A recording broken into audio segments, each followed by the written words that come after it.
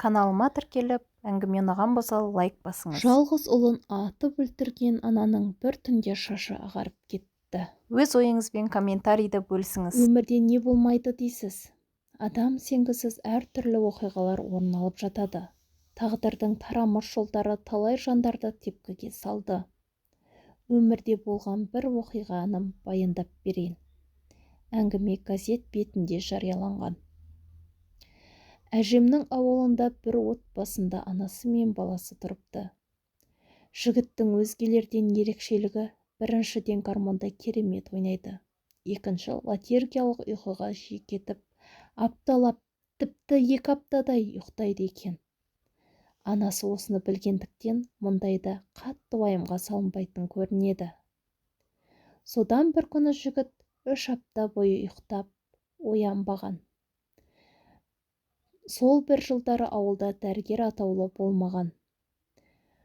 Сондықтан ауыл адамдары ауыра қалса, Аня деген әжейді емші санап, барлығы содан кеңес алатын.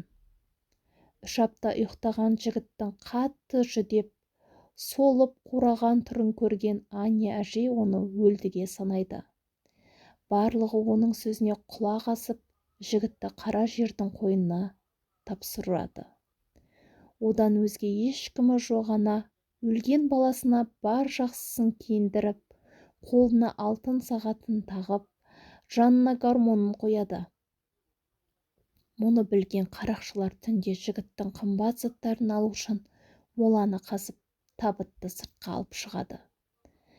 Айналада ешкім жоқ екеніне көз жеткізген қаскөйлер табыттың шегелерін бір-бірлеп суыра бастайды. Соңғы 2-3 шеге қалғанда адамның ыңыранған дауысы естіледі. Жан-жаққа қарайды. Ешкім жоқ.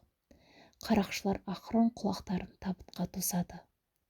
Ыңыранған дауыс табыт ішінен шығып тұрғанын естіп, қарақшылар алды-артына қарауға шамасы келмей қаша жөнеледі.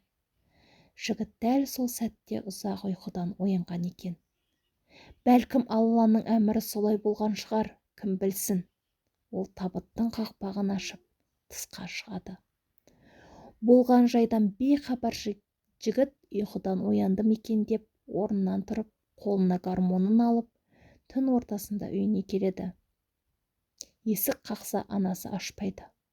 Ол өзінің ұлы екенін айтып, қанша жалынса да сенбей, есікті ашпай қояды.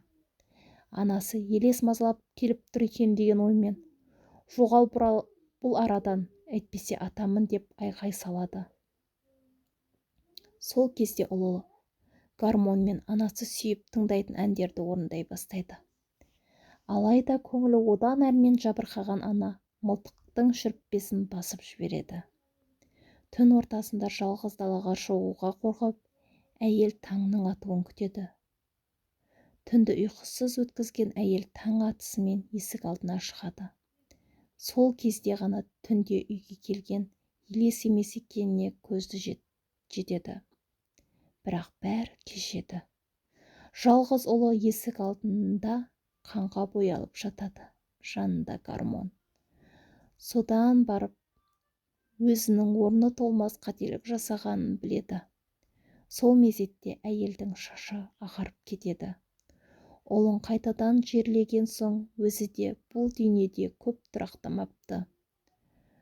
Көп ұзамай ұлының бейітінің жанында өліп жатқан әйелді ауылдастары тауып алған екен.